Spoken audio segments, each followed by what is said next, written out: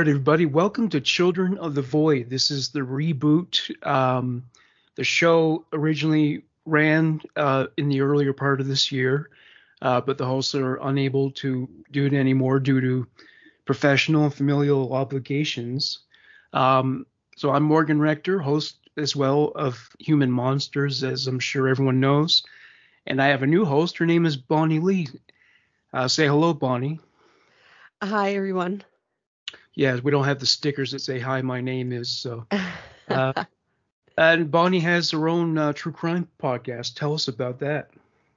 Oh, yeah, thank you. Right now, I haven't been putting out episodes. I'm still kind of doing a reboot on that one as well, but I try to focus mostly on Canadian cases here. Even more specifically, I focus on the prairies a lot.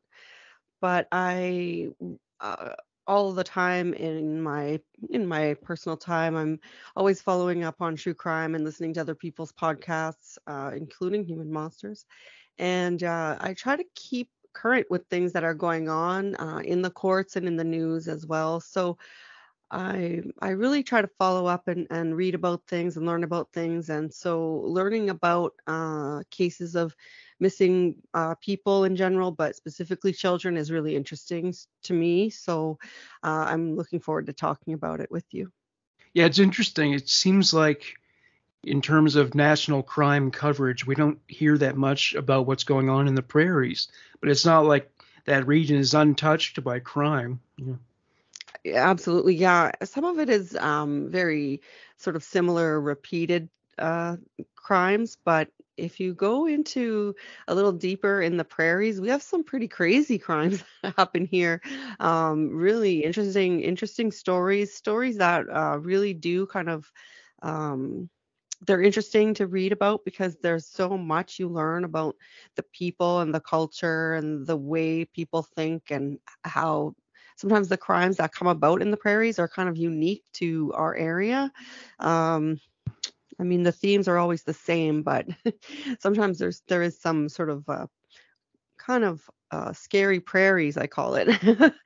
Maybe it's because we're so isolated and cold in the winter times. I'm not sure, but Well, I admit I don't have the exact statistics on this issue, but um, one issue that has arisen is all these missing and murdered Aboriginal women. Though I must point out it happens to women of all races. But it seems to be I keep hearing about these cases, and it seems like a lot of them are concentrated in the prairies, and it makes me wonder: is it there's so much empty land and isolated locations, if you did have designs on murdering someone, it seems idyllic, is it not? absolutely, for all kinds of reasons.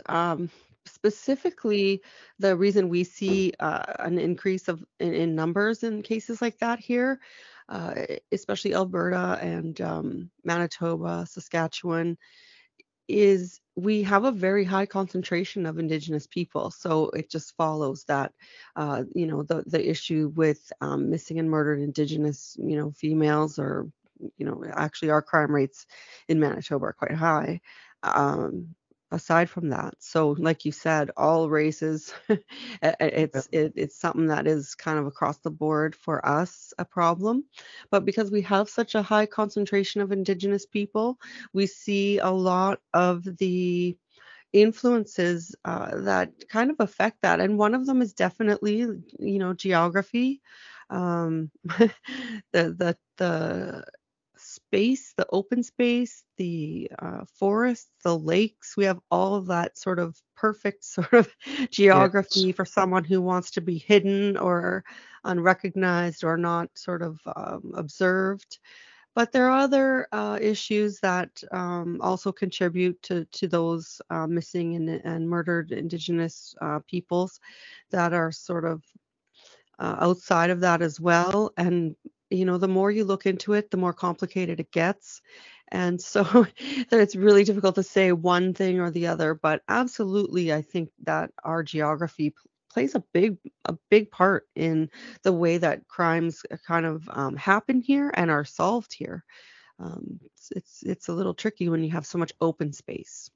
Yeah, and being knee deep in true crime as I have been for about 3 years now, I find in terms of women disappearing, well, serial killers seem to rarely kill people of both genders. It's either all women or all men, usually all women, but you do have your Jeffrey Dahmers, and there Yeah. are a couple other serial killers who have killed nothing but men. But yeah, it's rare when you see any kind of gender diversity in the body count of any serial killer, or even when it comes to pedophiles, they seem to target one gender over the other.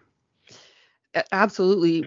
When I was kind of reading up on the case that we're going to talk about today, one of the really interesting things that sort of seems to be repeated again and again from different sources is that absolutely that if the abduction, if it appears to be an abduction, occurs with a young male or a female, usually they'll focus in on an offender who has a history with that resembles the person that they're looking for. Yeah, So it's, it's either they're with boys or girls, but there are examples where um, I don't know if it's just convenience or, I mean, we are talking about people that are essentially severely mentally struggling. So, Clifford Olson was one who primarily would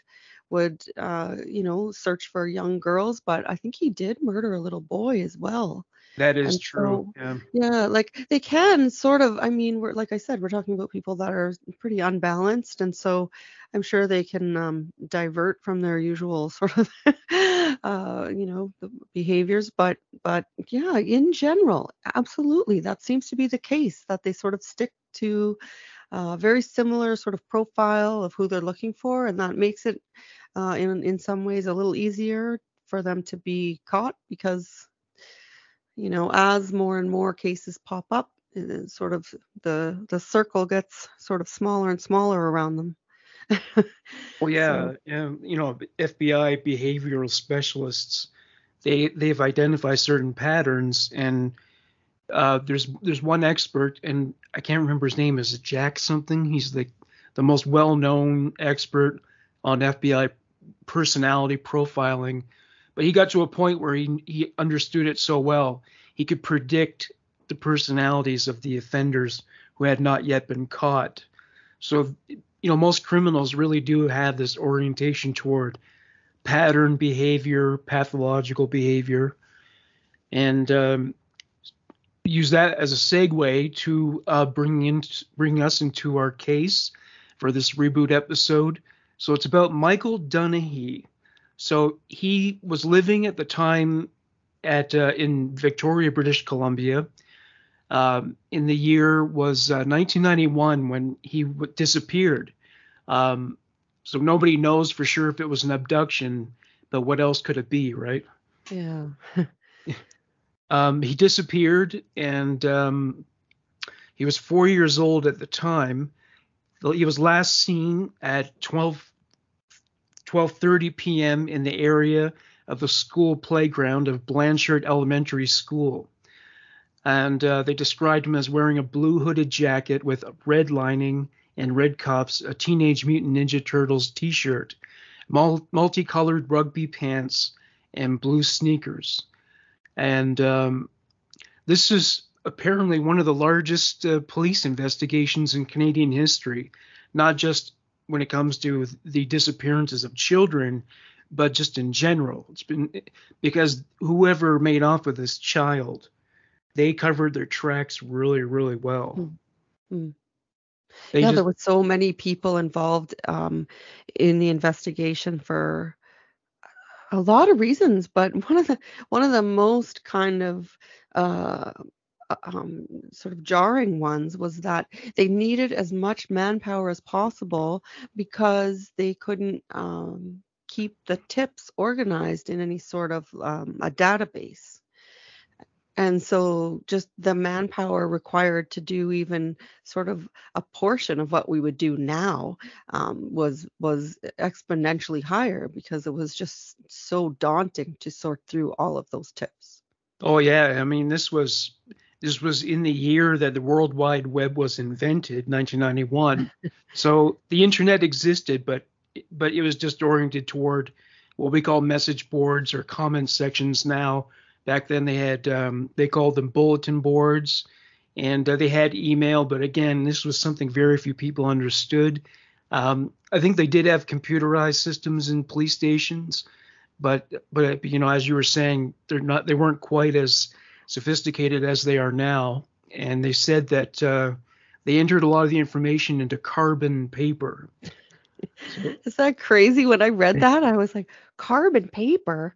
I guess they just had to continue, like, make duplicates maybe, and then that's how they filed all of the tips, and they were coming from everywhere, like just so many. And so when I read that, like on carbon paper in some room somewhere, you just picture all these officers just trying to keep track of everything and have some sort of system for which ones seem more immediate than others, and it's kind of shocking. they were probably still using typewriters at the time. Oh, maybe. I think they had, yeah, like you said, computers that they used, I'm sure, in the precincts, but they didn't have a database that they could enter Oh things no. into and search for specific things that way, the way that we do now. So, Oh yeah, definitely. Like at the time that Paul Bernardo was still at large, but nobody knew that he was responsible for all those crimes. The Ontario law enforcement agencies did not have a database they could all draw upon, so that they could contact another department and ask them if they knew anything. And there was also this issue of etiquette. You don't pry into another department's investigation. It was right, yeah. considered inconsiderate or something. And I don't know if that was the case in BC, but there was like Uh, some matter of tiptoeing around egos. That was a big yeah. thing. I think, yeah, absolutely, with the Bernardo case, that was a huge reason that they weren't even making the connection that the Scarborough rapist was Paul Bernardo, and his crimes that started happening when he kind of teamed up with Carla. There wasn't a connection because there was the Toronto police and then there was the Ontario police, and they weren't working together. But in the case of Michael Dunahee, it was kind of the opposite, actually. I think that because it was a young child who appeared to be abducted, they've never really been able to confirm, that was the case, but it appears that clearly he was abducted. Um, the police acted very quickly and very determinedly. Like, all detectives were called in, and the RCMP started sort of helping in the search immediately. There wasn't those boundaries that you saw with the Bernardo case, Yeah. between the different, because that was definitely an issue with the Bernardo case. But um, it is kind of interesting because I think with the Dunahee case, it was just so overpowering of a scenario that this child goes missing from, the park, and all of the elements you would pray for were in place. His mother was only a few meters away. It's not like the park was a really far jaunt, it was very close. Yeah. And his father showed up only shortly after. He went to the park and was playing over there, and it was the first time he ever was allowed to go on his own.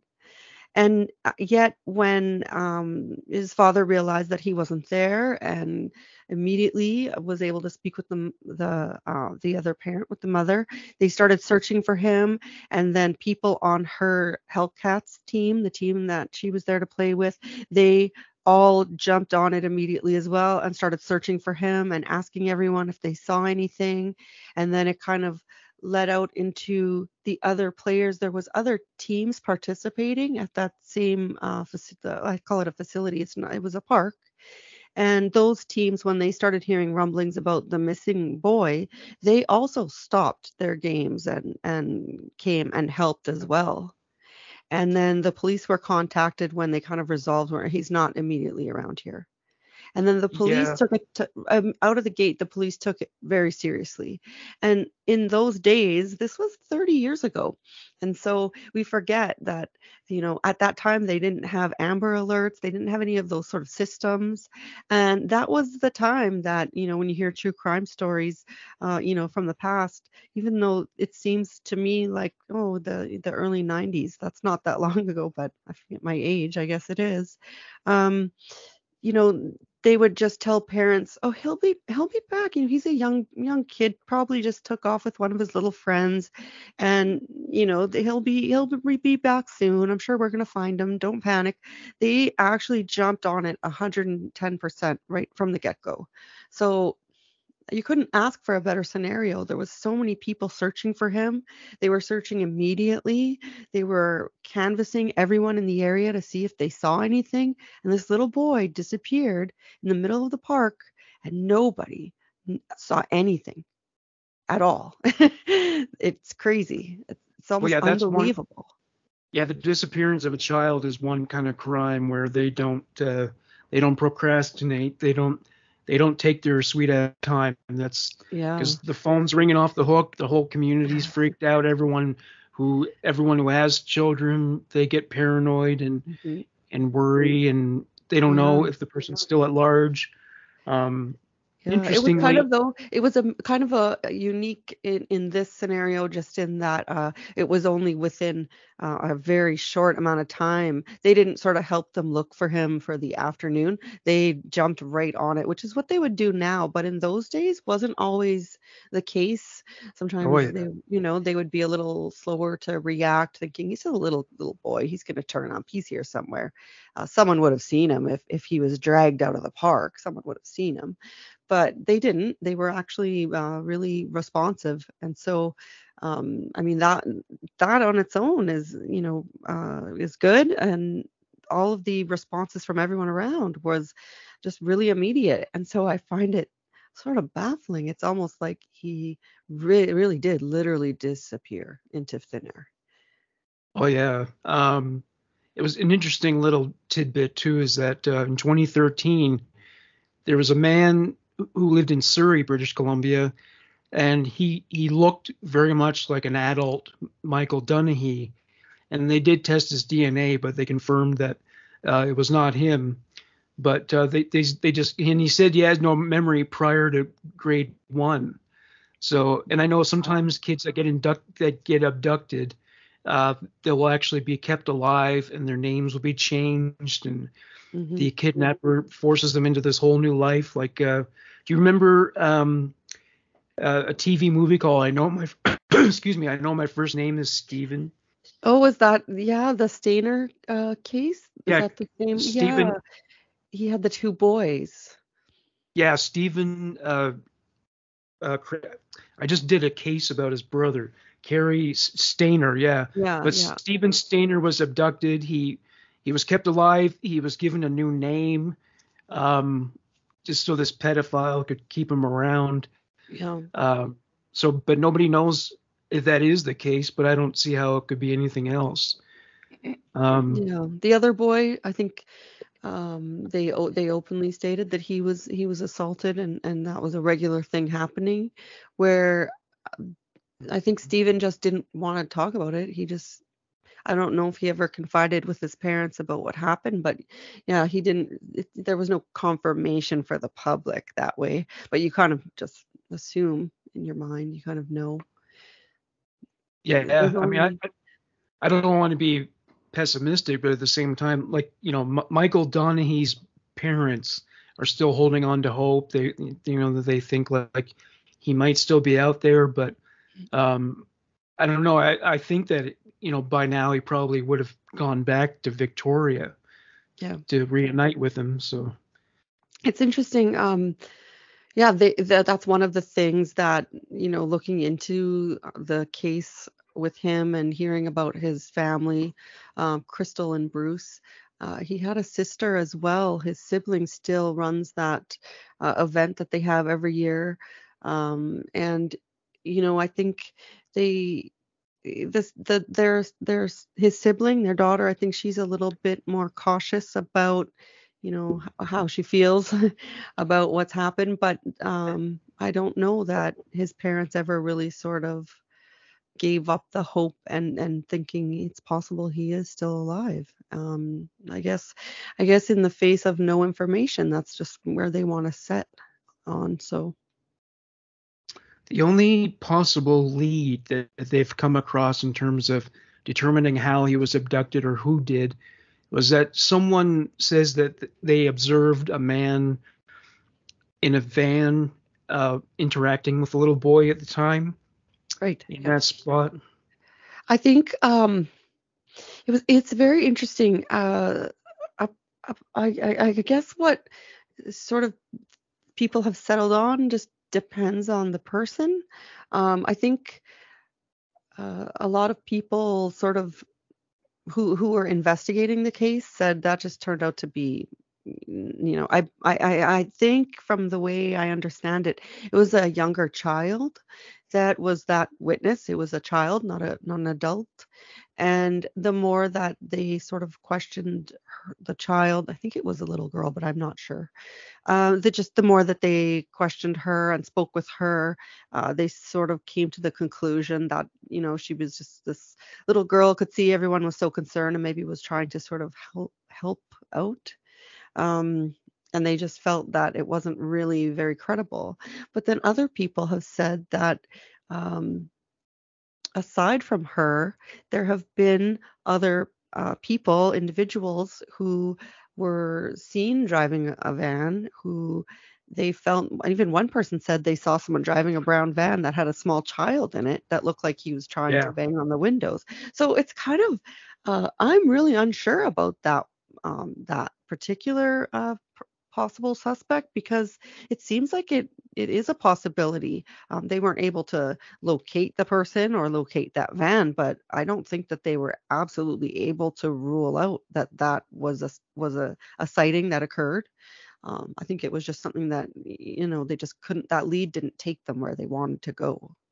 So Well, here's some statistics that the police have released regarding the case. There have been 12,000 tips that were called in, 789 possible sightings, exhibits including another sealed envelope whose contents included a boy's gray sock and underwear decorated with Teenage Mutant Ninja Turtles, samples from a missing boy's dresser drawer available for comparison. Um, you know what? Well, I mean, how many? There were lots of boys wearing Teenage Mutant Ninja Turtle T-shirts at that time. absolutely, that's right. Remember how big that was? So Yeah, absolutely. it wasn't at all unusual. And also, I've noticed from covering a lot of cases that when it comes to disappearances, they do get hundreds, sometimes thousands of tips, and most of them are completely off base. I guess it's a matter of people wanting to see it, having those expectations, and their perspective is kind of molded by it. Right, Um, and it's also not unusual to see a boy who looks like that in Canada. He was, a small right. Caucasian boy. Yeah. They say that that area at the time, I believe it's kind of rebuilt up again, but at the time it was, I wouldn't necessarily say that I saw anyone kind of reporting it as a bad area, but it wasn't the best area. And because I do remember people commenting that the police were searching for him, and people in the area were very open to, like, yeah, go ahead, look through my house, that's fine. They were very sort of helpful. And at first the police thought that maybe certain elements in the neighborhood might not enjoy the police coming to their door, and actually they found the opposite to be true. They were more like a tight community, and they were concerned for finding the child as well. And so it was kind of a lot of things in this case are kind of interesting. People assume certain things about the people involved, or the way that it happened, and then they're pleasantly surprised by how differently the police acted, how the police worked together, how the neighborhood worked together. But yeah, there was some feelings that the neighborhood was not necessarily the best neighborhood. That, and also still today, that area in Victoria, sorry, on the island, is, it kind of does have a reputation for having a high concentration of pedophiles and Oh yeah. violent offenders. It's not an area that it would be uncommon. So there, it sounds so horrible. It's kind of heartbreaking when you realize that. But the area did have quite a concentration of people who would be sought out and checked out as an offender, and so that area itself makes things kind of a little tricky. Yeah, and well, BC has a much younger population compared to the rest of the country, and Right. maybe that Yeah. includes children too. It's Um, possible. I mean, I've known so many young adults in this country who are like, I want to move to BC, or I want to move Everybody to does. BC. Yeah, and they're Yeah, little that's right. children. And then they Yeah. find out how expensive it is there, and they come back. But Yeah, they're right back here. They're all in Winnipeg, I think. yeah, They probably all yeah. come here. But Yeah. yeah, that landscape. I mean, just like how the prairies have a lot of open space, and you can take someone to an area that's far outside of civilization. BC is also maybe ideal for that kind of activity because it's so densely forested. So there's lots of hiding places. Yes, and the other thing Mm. that makes BC kind of optimal in terms of, I mean, you never really know what the motivation for an abduction is, who the individual is. It has a big part in that, and their reason for taking the child. So there's a few reasons that make Victoria, or the coast of British Columbia, particularly optimal. Is It's right near the border into the United States.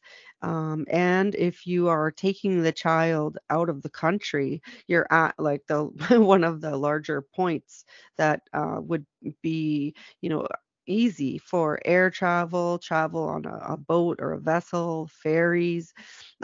You're really a hub for Oh transportation yeah, for someone who yeah. is trying to take the child to a different, we always think, oh, well, that's, it could be a pedophile who abducted him and took him home, but there are other, sort of sophisticated groups of people that could possibly have abducted him, and he was taken somewhere, overseas even.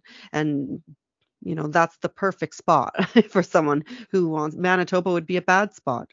It's not that much in terms of transportation, Mhm. availability. So it would be easier to go undetected. Uh, you know, Is Victoria a port city like Vancouver, or is it landlocked? No, it's a separate island. Oh So there yeah, is ferries and airplanes and stuff like that go in and out.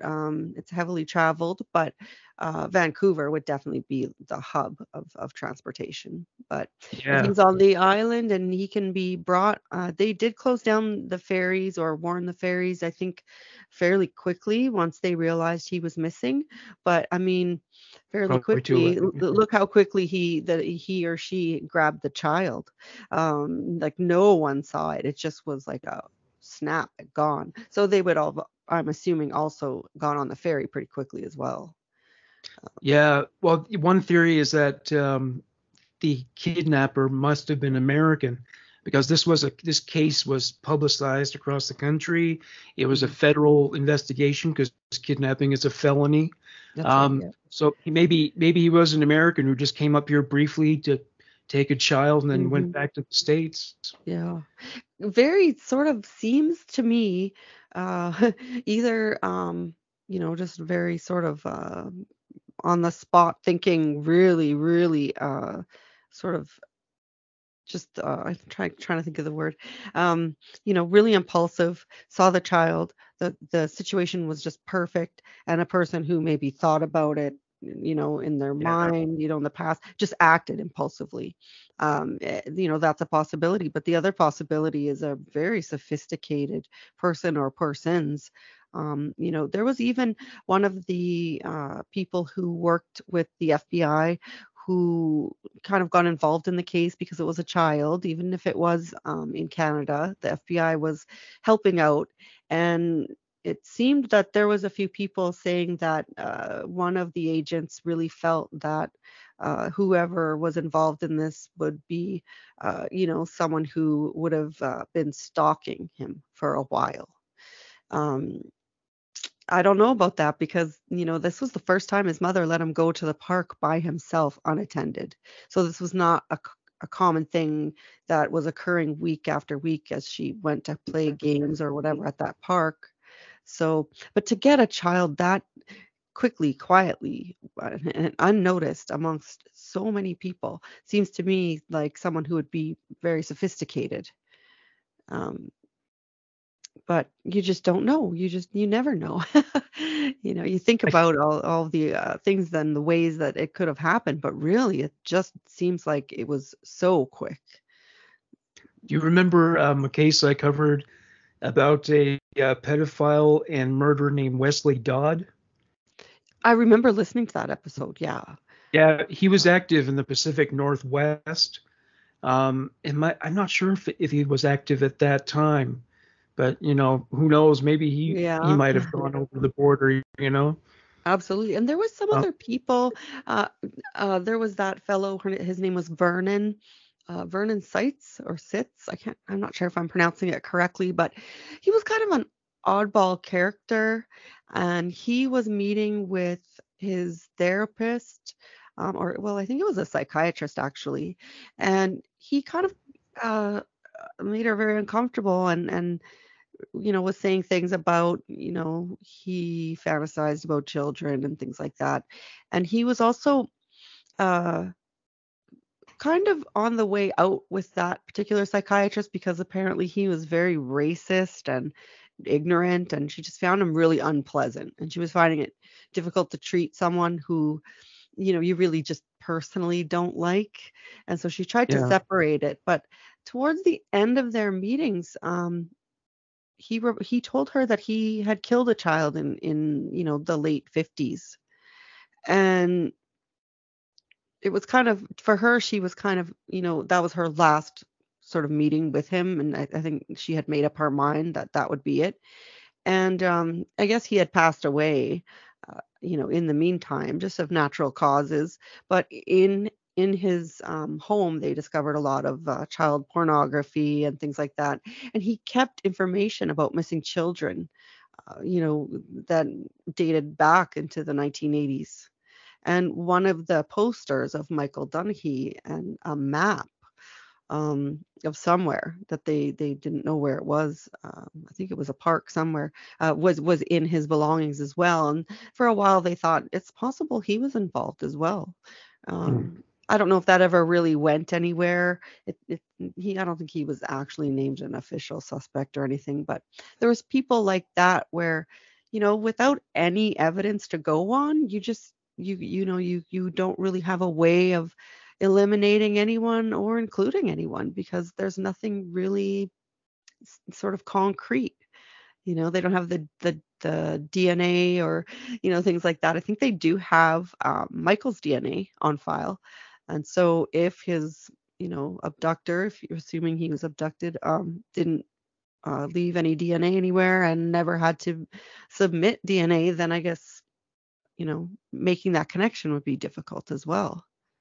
Well, yeah, that's So the thing. I mean, these offenders don't always have a record. that's So right. I mean, you can analyze the DNA, but if they've never having to get to given a fingerprint before or anything like that, then Yeah. it's kind of useless, right? So Yeah. And I mean, because Michael was never discovered, they don't have DNA to match to an unnamed unknown person either because they don't have that evidence. They don't have a crime scene or or a person that they can look for DNA on their body. So really, they're just looking at and they did like very extensively look at pedophiles in the area, but unfortunately, because there was a lot of them, it was a pretty daunting task, and a lot of time passed in between when they started and finished. So I don't think we have a sex offender registry in this country, do we? I don't no, think we do. Yeah, it's kind of surprising to a lot of like my American friends will be sort of surprised by that. They'll have an app on their phone, and if they go into Yeah. a certain neighborhood, it has little red dots of, and they go, "Oh man, you can't, you wouldn't believe in this area or that area." In Canada, actually, we don't publish the registry publicly. It's only available to police. Yeah. Um, They do have to tell the local police department that they're moving into the neighborhood. I know that's that. right, they do, yeah. But the neighbors can't necessarily just look, is there any people with serious charges, even without a name, just a notation that there are this many people around in this on this block, or anything like that. It's not available, and I think usually the only way we really know about it is if someone's made designated a dangerous offender, and that's not most of the time because their crimes are so newsworthy that their name is mentioned. But other times there are people that, commit these sex offenses and no one's the wiser in their neighborhood or near Okay. them. Yeah. Yeah, and it's not always the person you'd suspect either. Yeah. No, no, not at all. The whole subject on its own of pedophilia is so complicated, and it seems like there's no treatment that will provide some kind of relief for the community or for the offender.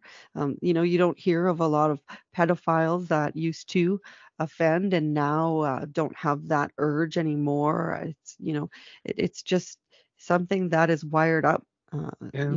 in their brain, and there isn't really a way to fix those crossed wires where other criminals, a lot of times, even if the problem is really more of a mental illness problem, we love to put incarcerate people with mental illness in prison, a lot, as opposed to helping them with their psychological issues because the crimes are serious.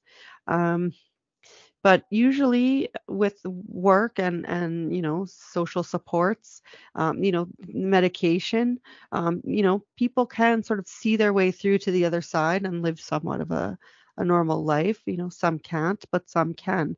But pedophiles are very different because you don't really have a way of washing that urge out of them, Well, and yeah, choo- you mentioned the psychologist who didn't want to treat the pedophile anymore. That's a big problem because a lot of them don't want to treat them, but there are a lot of these guys who have not offended, and they're just saying, this is causing me a great deal of distress. I don't want to offend. Can you help me with this? Can you help me manage this? And there are therapists who do, but then another issue too is that they're afraid that if they talk to a therapist about it, the therapist might report it to the authorities. If like even if they haven't done it, Mhm. That's but right. it's like if you go to therapy, your therapist will tell you, if ever you indicate you're thinking of killing yourself or killing other people, I have to report it. So that's also an issue. I don't know what the Yeah, it could be resolution. intentional harm, right? So they Yeah, don't want to be responsible for not reporting yeah. intentional harm. I think I saw a documentary recently. I wish I could remember the name of it. Um, but that's what it was about. It was people who struggled with some had acted on it, others had not, with the urge, to sort of engage with children, and some were. Almost mortified of themselves and Yeah. wanted help. They wanted some sort of help and wanted to deal with it properly. But you're absolutely right. That's exactly. I think maybe I saw the same documentary as you, or the research pointed in the same way that this documentary did. But yeah, it was kind of striking how there really is not appropriate way for treatment because people are terrified that their family will disown them, their friends, their job. I mean, you can't ask for help if it's a demonized, affliction. Well, I mean, maybe the solution is to like provide either a telephone line or like a website with a chat applet built into it, but they can report their feelings anonymously to someone, Yeah. and they can be treated that way without any fear of being reported. So that maybe that's a possibility. I mean, yeah, that sounds like something that would probably be useful, but I think because it's such a serious sort of complex scenario, I don't know that you can replace that sort of the treatment that would help on all levels, like Yeah. supporting you in the community, supporting you, with your mental health, supporting you with, your life choices and things like that. Um, it would be really difficult to, I guess I'm just sort of highlighting what a precarious situation it is when you have adults that see a child as a like a sexual being. Yeah. It's just it's a kind of complicated thing that I don't think there's a lot of answers, but I guess they don't in Canada, they try to give people a right to their privacy, and so they don't And publish the names or anything like that, but at one point, I feel like should be made, and this particularly goes to the younger listeners, is we both you and I grew up in the '80s, and back then it wasn't unusual for kids to go play either by themselves out in public without adult supervision or with friends. You know, absolutely. Yeah. that was totally normal back then. But I guess because of cases like this now, you have the whole play date phenomenon where Yeah. parents are contacting parents and scheduling it. There were no play dates when we were growing up. You just Yeah. left the house and went to find your friends. So Yeah, I when I think about it, it was crazy. But at yeah, the same time, like it was, your mom would open up the door and say, "Well, make sure you're home for dinner or you're not going to eat." And that would be yeah, you would just run on the streets with whoever was out, and or it wasn't unusual for a knock on the door with some little snotty kid, "Is your sister home?" They just want to yeah. go play together. It was totally normal, and they'd interact with, my parents or say, whoever's over, and it was never a concern. And I think even now, an abduction of a lone child, that's unknown to, the person, is still very rare. It's not a common occurrence. It's usually someone who is Oh familiar with yeah. the child in some way. Um, but the fact is yeah, we have changed things a lot. It's not typical for someone to just let No. the little guy. Like if you see a kid by themselves somewhere in public, usually it's kind of concerning almost in a way, like where's your mom? Well, you know? well, I'll put this to you. My hometown is called Amherst. It's in Nova Scotia. Typically, the population varies between 8 and 10,000, so it's not a big place. Anyway, one night I slept overnight at my grandmother's place, and I left at like 5 o'clock in the morning and just walked home. And it By sounds yourself? insane. I didn't get in trouble for it though, but yeah, I was Yeah. out in the middle of the night walking alone. So yeah, whereas I think nowadays if a kid did that, the parents would be just flipping out, like, Live it. "Are you Yeah. crazy?" Yeah, Yeah. live it. Some But kids yeah. some parents would throw their kids out in the middle of the day because if they have like three kids, they're going to be fighting and making noise and Yeah, just it's get out of true. here. Yeah, and I Fresh. mean, even those were like, if you really were going to draw the sort of the parallels, I mean, those were the days we treated our pets the same. Like, Yeah, you didn't yeah. have your pet with a number and registered and a chip or whatever. If Clo- anything, they'd have a name tag that would say, Rocky. Um, but your cats would run free out in the neighborhood and come home at dinner time too, and the dogs would as well. And now things are very different, not only with pets but very extremely with children, because people definitely don't want them interacting with just whoever's around. But that being said, abductions usually they do involve a person known oh somehow yeah, to the most child. of the time, stranger danger only. It doesn't even account for 10% of child Hmm. sexual abuse incidents. They're mostly people, over 40% are relatives, and the rest of them are like coaches, religious leaders, and other people who act in a position of a mentor to a child. But yeah, this was probably stranger danger. I mean, I don't think anyone who they would have known could have gotten away with it. I mean, with all Yeah. the pressure, you know. And I think with how quickly everyone responded, with how seriously the case was taken immediately out of the gate, and then also uh, to this day the case is still active.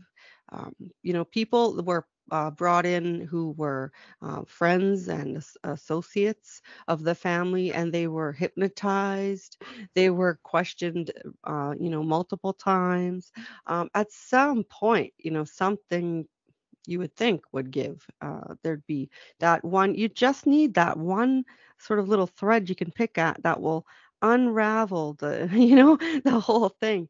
And it just never happened. So, definitely wasn't lack of, consistent and real, like thoughtful, investigation for over a long time. That still happened, but nothing. One So one possibility that might support the American theory that the offender was American or fled to America. There were sightings at a highway rest stop in New York State or New York City, I don't know which, at a convenience store in New Jersey, uh, and there was a home video filmed on northern Vancouver Island.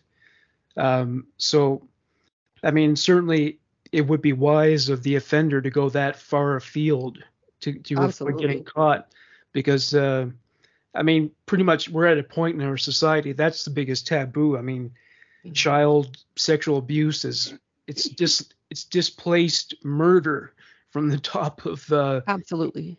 the pyramid of amoral behavior, and getting caught doing that, I mean, your life is over pretty much. Absolutely. So Yeah. Yeah. I mean, not that I'm condoning it, of course, but that if the boy was murdered, that's obviously had something to do with it, that the offender wanted to avoid those consequences. Whereas if the kid is returned to their parents, well, then, you know. Mhm. Yeah, I think, um, of any crime, even, murder, any crime that the two people have no real connection to each other is always the most difficult because, I mean, obviously, because they're not, around each other. There's no line of connection there. So, of course, it's going to be difficult, but it's just you're really trying to look through, mountains and mountains of information, and you have to sort of be able to see where something just doesn't seem right.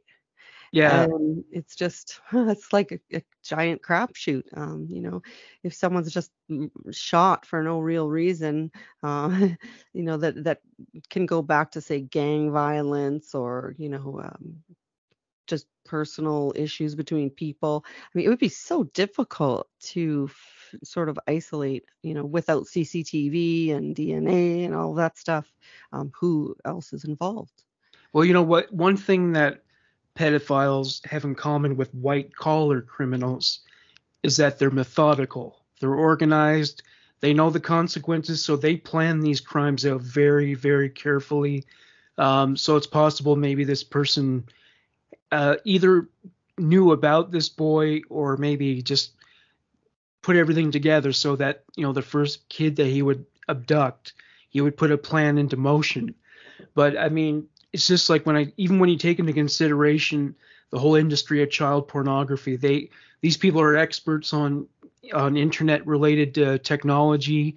They know how to go about online in such a way as to create a cloak around them so that, you know, the Hmm. FBI can't see them, they can't keep Hmm. track of their activities. And back then that didn't exist, but these people they still planned it out so well that obviously this guy, you know, we like to think criminals are not intelligent, but you know, they Yeah. many of them are. It's not a good form of intelligence to have, but there are there is such a thing as criminal genius, you know, and the person must have planned this out very, very well. I mean, to It never. seems like it, like I was saying before. I mean, um, it could have been, uh, kind of a combination of impulse and also planning. I mean, Yeah, it could that's be right. something that was just in their mind, planned out very clearly. All their ducks were in a row, so to speak, and that child was the one that was in the perfect instance at the moment to be taken. Um, I'm trying to remember his name now. For some reason, I'm forgetting, but it's one of the most popular abduction cases, the Walsh case, Oh, Adam where Walsh. yeah, where I mean, he was grabbed by someone literally out of convenience. He just happened to be playing a video game in the store while his mom was shopping, and someone took their eyes off of him momentarily and gone. And so that's kind of the only thing I can imagine. Like, this hasn't actually, officially been declared an abduction, but it's just assumed that, that's it's not like other cases where a child is gone missing and no one can find them, but the parents are so suspicious, or they live by a large body of water. Um, like there's nothing in this scenario other than someone had to take them. Well, yeah, Um, and another advantage that the offender had is that was this kid's age. The other guy said he can't remember anything before grade one. A mhm. lot of people don't remember when they were 4 years old. So the kid could very well have been brainwashed into thinking he was someone else. Mhm. That could have happened too. So he may have been given a different name. I read recently about a case where the kidnapper, well, I think it was Stephen Stainer actually. The Mhm. kidnapper brainwashed him and just said, "I'm your father, and this is your name," and the funny thing is, I mean, he was able to brainwash him so successfully that Stephen Stainer was going to school. He had all this freedom. He could have run to the police, and he didn't for a long time. So the man who abducted this kid probably was a master manipulator as well, and it's not that hard to manipulate a 4-year-old. Yeah. And I mean, when you are, the psychology of it, when you're relying for your well-being, just in terms of your shelter and your food, and you're so vulnerable, the power of suggestion, the idea that of fear that can be placed in your mind so that you don't there's you see all the time where children who maybe it's not sexual, but say they're being assaulted in some manner, just even at home, they go to school every day and they don't tell anyone, Yeah, it's because true. that fear of that fear, you say, well, why didn't you tell a teacher? Why didn't you tell? Oh man, could you imagine how that would go after someone visited the home and said, yeah, we're hearing from your son that, XYZ. That would just be the worst thing you could imagine. It would be very likely that, if a person was trying to brainwash him, that they would have been successful, because they're relying on him just even for food and water, never mind Yeah, their identity. It's when you're vulnerable, uh, people from the outside can sort of look in and say, well, why didn't you try to help yourself as you got older, or as you have opportunities? But unless you're in that situation, not even a child, um, you know uh, even a young adult to an adult can be manipulated if they're worn down and sort of beaten down, mentally as much as physically. Um, it, and yeah. it's so hard for someone on the to hear someone from the outside say, well, why didn't you, so I could imagine if Michael was alive today, that he doesn't even know he is Michael. But I yeah, could imagine. yeah, it's like if ever you hear a story about someone who was born out of wedlock, and it was like this was like back in the 30s or something, and so everyone told everybody that the grandparents were the parents, and the mother Yeah. was like the mother was presented as an older sister or an aunt. the kid grows up and they don't question it. Like Jack Nicholson was in that position. His mother had him out of wedlock, and he grew up believing his grandparents were his parents. And they only told him when he was an adult, and he was shocked. So it's not that hard to convince little children of these things. Yeah, actually, didn't that happen to Ted Bundy as well? Yeah, that's right. He was raised to believe that because Yeah, he was born his in the mother was his sister, I think. yep, raised to believe that she was his older sister, and but then again, he was evil from day one. Didn't she wake up one day to find him walking up to her with a freaking knife in his hand? Yeah, He was like yeah, 3 years old or something. yeah, like a violent tendencies that were so early on in his life. Well, his grandfather had some violent tendencies. Like he threw his sister down the stairs or something. Yeah. He was crazy. Wow. That Yeah, ran family. the other thing that I was gonna mention, which it's out there, but it is something that struck me as kind of surprising, is we were kind of messaging a little back and forth about how there was also like the subject came up, and that is the era where that would come up of like satanic panic. The satanic Um, panic. Yeah.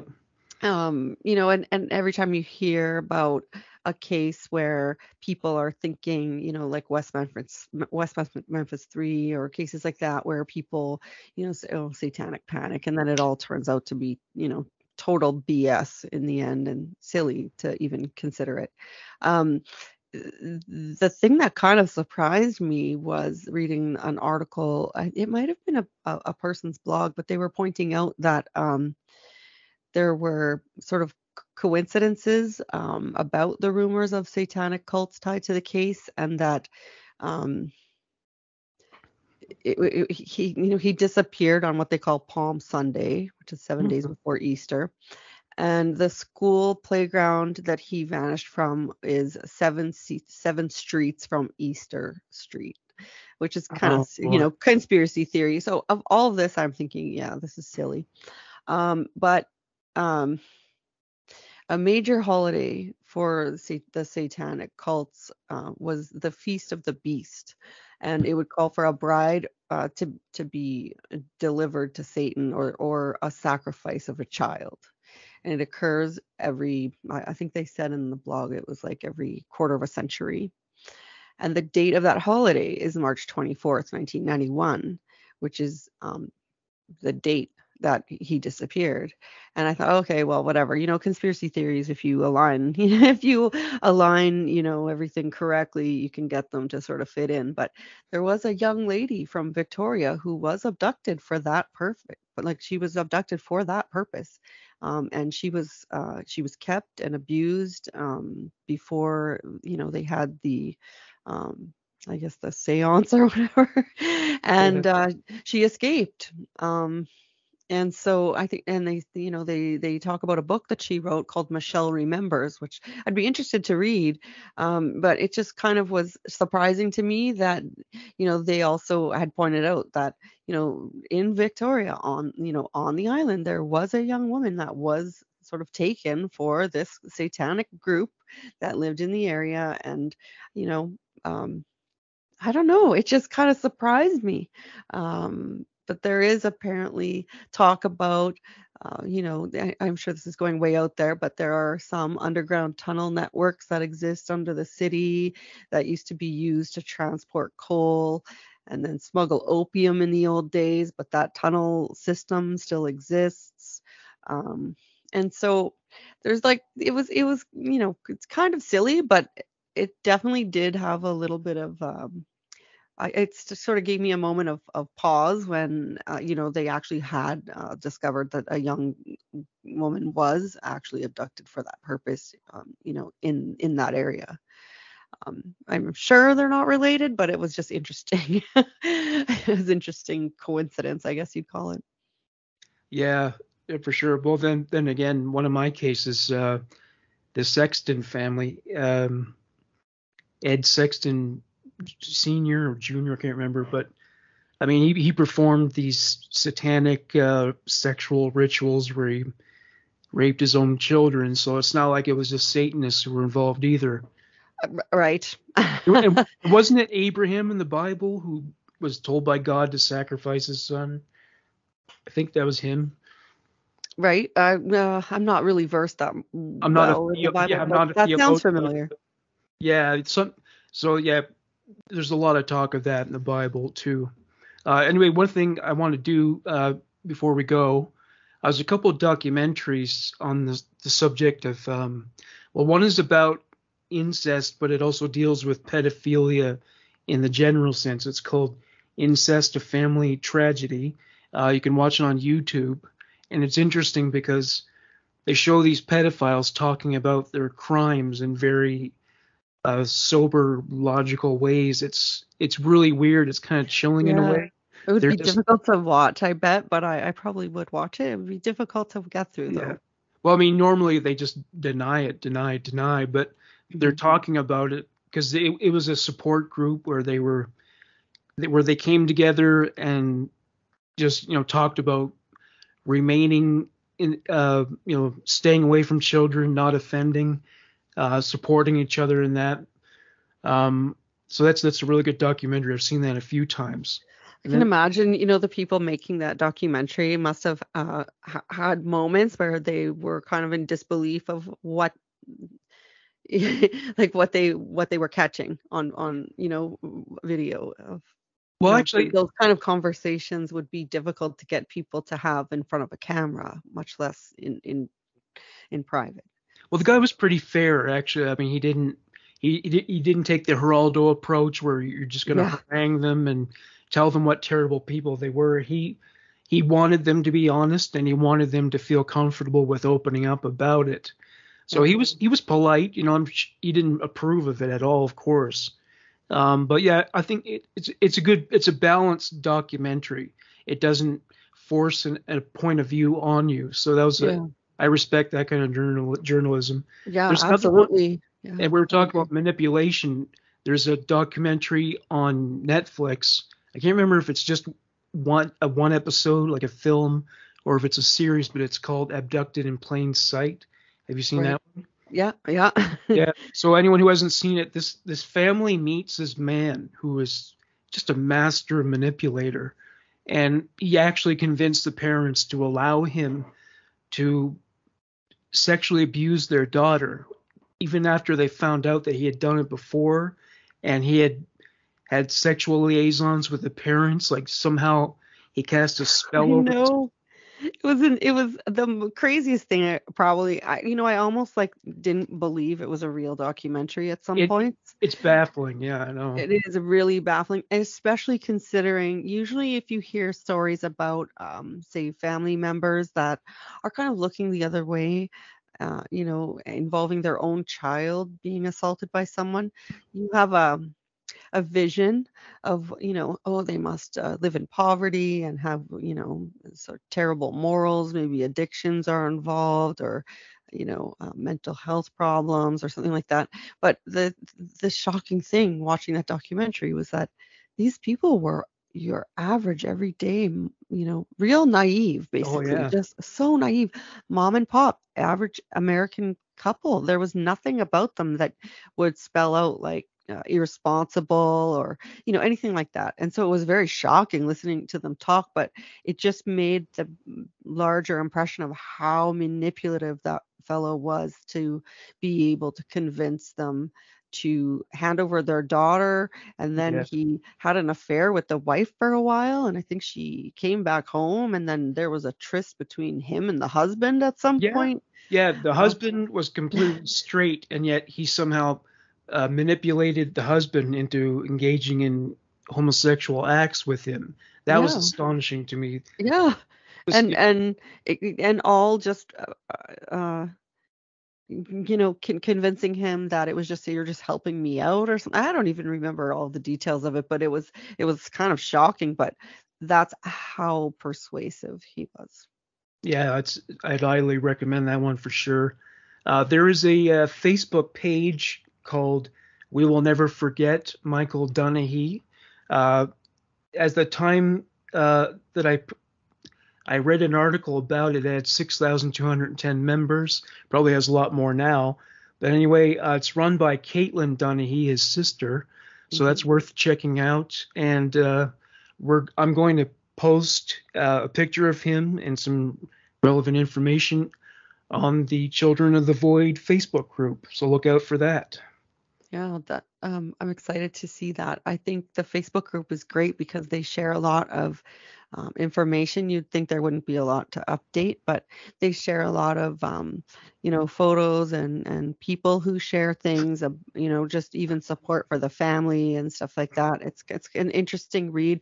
There's still articles that come out about the case, about him, and um, you know, we kind of do sort of sit on the same side of the fence in terms of most likely what the outcome was for him, but at the same time, I mean, it isn't necessarily known what happened.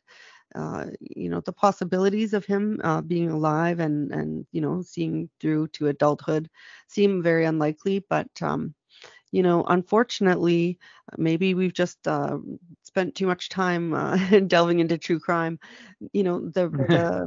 The reality of what may have happened to him, is is terrifying. I'm sure that the family experienced, the terror firsthand, and I just really can sort of respect that they have kept such a positive attitude. Um, for so long, um, and helped so much with the community of of people who support the families of missing people. I think Michael's mother, Crystal, was one of the people in Canada who was really pushing for us to have an Amber Alert system, Yeah. and they adopted it there before I think any other provinces in the country. So she's been, she's very committed to helping families and people with missing children. But it's very admirable that they're so positive. But Well, I mean, it didn't happen in Ontario until I think Tori Stafford was murdered, and that was just a few years ago. That was like, yeah. I think that was in 2009 or something like that. Yeah, when you hear a case like the Tori Stafford case, when you hear the details of it, you almost don't want to know what happened to Michael Dunahee, because sometimes knowing what happened to the child is s- just so disturbing. Uh, when I think about Tori Stafford, it sets me back a moment because it's just really it was such a terrible, terrible Oh event. man, The details were just Alice. awful, just from the people who were involved, how awful they were and how awful what they did was. But I can imagine that if they were not sure that they wanted to have something like an Amber Alert system, that would have driven them to Oh, you make know sure. That what? would have been the thing. One of the most chilling aspects of that case for me was seeing footage of Terry Lynn McClintock buying the hammer at Home Depot that was going to be used to kill Tori Stafford. Like Yeah. it didn't look like someone who was up to anything. She just looked like a typical shopper, and yet to think of what she was going to do with it, it's just, Yeah. And it's, and the idea, in the case that, I couldn't reconcile was that, she was there, she was aware of what was happening, and even had an opportunity to stop it yeah. all. And never once sort of had it, I always use that expression, but like back up on her. She just sort of followed through. And the interviews with her boyfriend, I think the interviews with her as well are readily available on YouTube. And if you watch the interrogations and just how horrible that both of them are.